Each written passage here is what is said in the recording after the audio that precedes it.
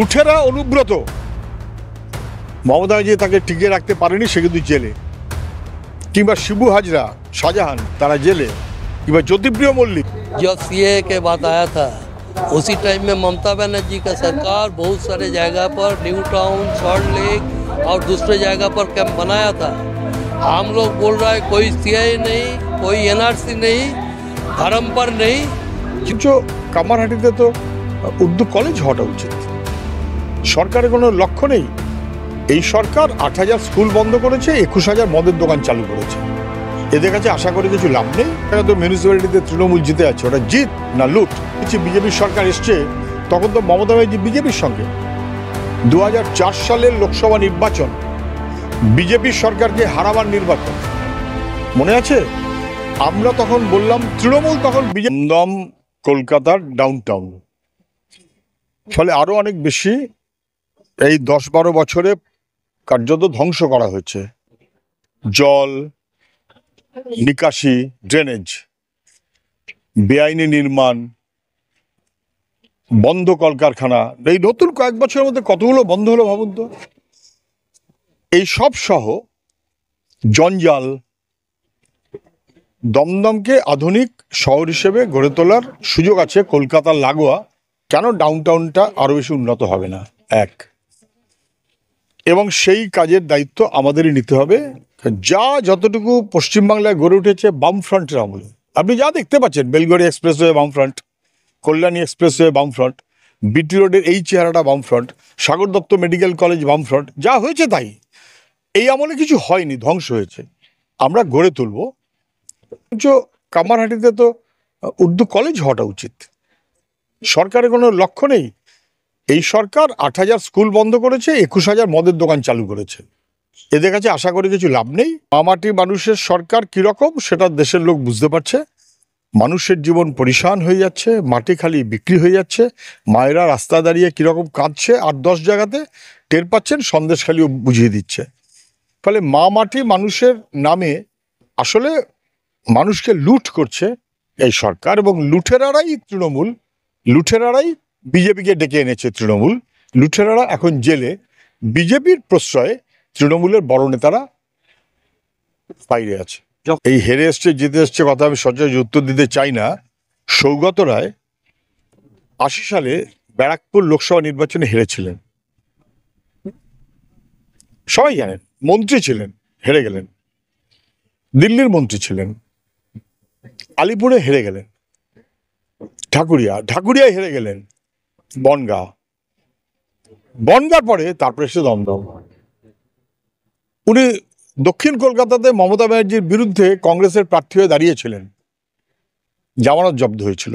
ফলে এগুলো আমি আলোচনা করি না। যদি অন্যরা কেউ বলে তাহলে আমাকে উত্তরটা দিতে হয়। নির্বাচন হলে হার জিত থাকে। সব জায়গাতে তো পঞ্চায়েতে তৃণমূল জিতে আছে, ওটা জিত না ওটা লুট? সব জায়গায় তো মিউনিসিপ্যালিটিতে তৃণমূল জিতে আছে, ওটা জিত না লুট? হারবে, এটা তৃণমূলের সমর্থক কর্মীরাও জানে। নিজেটা জেতার জন্য কতটা আশাবাদী রয়েছে? দেখুন, লড়াইয়ের আমাদের কাছে ব্যক্তিগত লড়াই না, মানুষের লড়াই। এই লড়াইতে মানুষকে জিততে হবে, মানুষ জিতবে। মানুষের জেতার জন্যই মানুষকে জিততে হবে। সেই কারণেই মানুষের আশা এবং আশীর্বাদ নিয়ে আমরা জিতবো, এ নিয়ে কোনো সন্দেহ নেই। তৃণমূল ২ নম্বর হবে না ৩ নম্বর হবে সেটা দেখ। সংবিধান বাঁচানোর লড়াই, কোনো সন্দেহ নেই। দেশ বাঁচানোর লড়াই, এই কথাটা কে বলেছে প্রথম?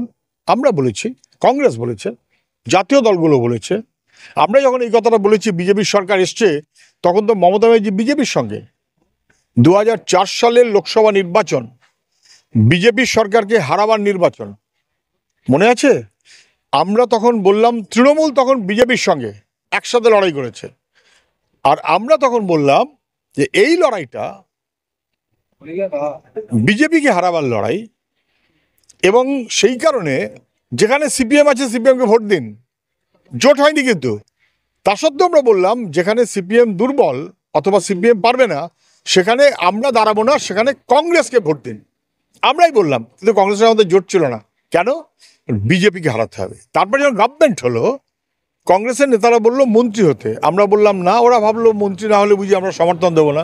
আমরা বললাম না, আমরা নিঃশর্তভাবেই সমর্থন দিচ্ছি কমন মিনিমাম প্রোগ্রামের উপর ভিত্তি করে, কারণ বিজেপিকে তাড়াতে হবে। ফলে বিজেপিকে তাড়াবার সেই লড়াই, দেশ রক্ষার জন্য যে লড়াই, সংবিধান বাঁচানোর জন্য যে লড়াই, সেই লড়াইয়ের চ্যাম্পিয়ন সিপিআইএম অথবা কংগ্রেস, বরং তৃণমূল তখন বিজেপির সঙ্গে একসাথে সরকার করেছে, সংসার করেছে। মনে থাকতে পারে মাস দুয়েক আগে আমি তখন বলেছিলাম যে এখন মোদিজি বলছে 400 পার, মে মাসে এসে বলবে 300, মে মাসের মাঝামাঝি শেষ থেকে সুর নরম হয়ে যাবে, কারণ বিজেপি জিতবে না। 4 দফার যে ভোট হয়েছে তাতে পরিষ্কার হয়ে গেছে যে বিজেপির জেতার কোনো চান্স নেই, কোনো চান্স নেই। বিজেপি হারবে। বিজেপিকে যারা সমর্থন করতে পারে, সাহায্য করতে পারে, তাদেরকেও হারাতে হবে। তাহলে তাদের সাহায্য নিয়ে বিজেপি যদি টিকে যায় তাহলে মুশকিল আছে। সবাই জানেন তৃণমূল সমর্থন করতে পারে যে কোনো সময় রাষ্ট্রপতি নির্বাচনে বিজেপির প্রার্থীকে সমর্থন করেছিল তৃণমূল, হ্যাঁ অথবা না? হ্যাঁ। উপরাষ্ট্রপতি নির্বাচনে বিজেপিকে সমর্থন করেছিল তৃণমূল, হ্যাঁ অথবা না? হ্যাঁ। সিএ আইন যখন লাগু করা হয়, আইন যখন পাশ করা হয়, তখন তার বিরুদ্ধে তৃণমূলের সবাইকে ভোট দিতে গেল না অর্ধেক বাইরে থেকে গেল? সবাই জানে। ফলে বিজেপি কোনো বিপদে পড়লে তাকে সাহায্য করার জন্য তৃণমূল আছে। আমরা চাইব বিজেপিকে তো যেতেই হবে, বিজেপিকে সাহায্য করতে পারে এমন কোনো শক্তি যেন না যেতে, অতএব তৃণমূলকেও জেতানো যাবে না।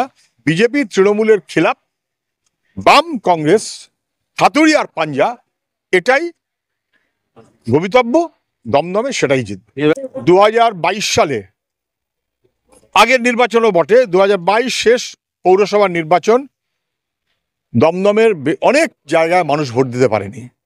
2023 সালের পঞ্চায়েত নির্বাচন, বহু জায়গায় পঞ্চায়েতে মানুষ ভোট দিতে পারেনি। মানুষের ভোট যারা কেড়ে নিয়েছে তারা অপরাধ করেছে। মানুষের ভোট যদি একবার লুট করতে পারে তাহলে মানুষের সর্বস্ব তারা লুট করতে পারে, যেমন সন্দেশখালী সহ নানা জায়গায় দেখা যাচ্ছে। আমরা মানুষকে বলবো, আপনার ভোট, আপনার গণতন্ত্র, আপনার অধিকার, তাকে রক্ষা করুন। আপনার ভোট আপনি দেবেন, কাউকে আপনার ভোট লুট করতে দেবেন না। আর যারা পঞ্চায়েতে কি পৌরসভায় লুট করেছিল তাদের বলবো যে লুঠেরা অনুব্রত, মমতা যে তাকে টিকিয়ে রাখতে পারেনি, সে কিন্তু জেলে। কিংবা শিবু হাজরা, শাহজাহান, তারা জেলে। কিংবা জ্যোতিপ্রিয় মল্লিক, পার্থ চ্যাটার্জি, তারা জেলে। মমতা ব্যানার্জি একমাত্র তার ভাইপোকে বাঁচাতে পারেন, আর তৃণমূলের নেতাদেরও বাঁচাতে পারছেন না, অনুব্রতকেও বাঁচাতে পারছেন না, জ্যোতিপ্রিয়কেও বাঁচাতে পারছেন না। যারা তৃণমূলের হয়ে গুন্ডামি অথবা মাস্তানি করে তারা যেন বুঝে নেয় যে এবারে ভোট লুট করতে আসলে তার যোগ্য জবাব তারা পাবে। इसी का तो ये तो वही का नतीजा है ना कि आपकी बात 400 पार और स्लोगन वो समझ रहा है ये इस बार वो हारेंगे, इसलिए स्लोगन दे रहा है। कभी बोलते हैं हम मुसलमान को खिलाफ नहीं है, दूसरे दिन मुसलमान को खिलाफ गाली देते हैं। वो जैसे कि तैसे वोट एक इकट्ठा करने का कोशिश कर रहा है और दूसरे पार्टी को साथ भी कांटेक्ट शुरू किया। अब कोई गड़बड़ी हो जाएगा तो हम लोग का ख्याल से टीएमसी भी बीजेपी को साथ जाएंगे उसको सरकार बनाने के लिए, देने के लिए। ममता बनर्जी बार बार वोट हुआ, उस वोट में अभी तक कई नया बड़ा घटना नहीं हुआ। पब्लिक खुद रुक के अपना वोट खुद देते हैं। मेरा ख्याल से इस बार भी कमेटी में एक नया रिकॉर्ड होगा। पब्लिक अपना वोट अपने देने के लिए सुबह को जाएंगे लाइन पर। ममता बनर्जी जब सीए के बात आया था उसी टाइम में ममता बनर्जी का सरकार बहुत सारे जगह पर न्यू टाउन, सॉल्ट लेक और दूसरे जगह पर कैंप बनाया था। हम लोग बोल रहा है कोई सीए नहीं, कोई एनआरसी नहीं, धर्म पर नहीं, जो सिटीजनशिप देने अमेंडमेंट नहीं चाहिए, धर्म कर। अगर वो हिंदू होगा उसका मिलेगा, अगर वो मुसलमान होगा उसका नहीं होगा। धर्म के ऊपर कोई देश नहीं चलता है। मैंने मिलना है तो सबको, नहीं मिलना है तो किसी को नहीं। मिलना है तो सबको ही। अरे हम जब वोट दे सकता है, हम जब सरकार बनाने के लिए राय दे सकता है तो हम इंडिया का बाहर होगा, हिंदुस्तान का बाहर होगा, हो सकता है। हम लोग बोल रहा है जो वोट दे सकता है, जो वोट से सरकार बना सकता है, जो खुद काउंसिलर हो सकता है, जो खुद एमएलए हो सकता है, उसका लिए अब सिटीजनशिप क्या है तो पूछ रहा है। क्या किया कमेटी के लिए? हम जब एमएलए था, सरकार उन लोग का नहीं था, मैंने सरकार के पैसा लेके, एमएलए एमपी का पैसा लेके तजामुल हुसैन कम्युनिटी हॉल बनाया। अभी म्यूनसिपैलिटी उसको देख नहीं रहा है। संती गौरव मेमोरियल स्कूल अभी तक ठीक है, तुम नाम बदल लो, लेकिन एक तो स्कूल बनाओ, ऐसा भी इस बार हम लोग का स्लोगन है कि बैरकपुर सब डिवीजन में एक उर्दू मीडियम कॉलेज चाहिए। हम लोग जो निकल रहे हैं हमारे प्रोग्राम क्या है उसमें एक ही डिमांड हम लोग का है ये बैरकपुर सब डिवीजन में एक कम से कम, बहुत सारे ज़मीन है, तुम्हें बेनी का ज़मीन ले लो, अगर हो सकता है तो मैनी मिल का ज़मीन ले लो, इंडिया फॉल्स का ज़मीन ले लो, एक कॉलेज तो बनाओ जिसमें उर्दू लड़का लड़की पढ़ सकता है। दूसरी बात है हम लोग का डिमांड है ये सागर दत्त मेडिकल कॉलेज जो बायामास सरकार ने बनाया उसमें अभी तक कार्डियोलॉजी डिपार्टमेंट चालू नहीं। एडमिनिस्ट्रेटिव मीटिंग हुआ था, उस मीटिंग में हम लोग को नहीं बुलाया, तब हम एमएलए था। उस मीटिंग में बोला जो टीटागढ़ में एक उर्दू मीडियम स्कूल होगा, कमट्टी में भी एक होगा। उसका बाद हमने उनको चिट्ठी दिया था, क्या हुआ? उन्होंने बोला अभी तक नहीं हुआ। आप जाइए वो जो अभी जो ज़मीन बिजनेस के लिए रेंट दे रहा है उदय विला का ज़मीन है तो सरकार का ज़मीन। उन्होंने बताया था बैरकपुर का मीटिंग में वहाँ पर हम बस स्टैंड करेंगे। वोटर तो बहुत सारे हैं और साइलेंट वोटर वो लोग का खिलाफ ही देगा। क्या लगता है कि इस बार जिस तरह से टीएमसी को माइनॉरिटी का वोट अक्सर मिलता रहा है, इस बार माइनॉरिटी का वोट भी अपोजिशन मतलब दूसरी पार्टियों को जाएगा? इस बार नहीं मिलेगा टीएमसी का वोट। माइनॉरिटी देख लिया, माइनॉरिटी जानता है को हमको बचाएगा और को हमको आगे बढ़ने देगा। आप देखिए ना पिछले 11 साल में कमट्टी आगे नहीं बढ़ा, लेकिन जब हमारा सरकार था जितना भी स्कूल है हमारे सरकार के टाइम में हुआ।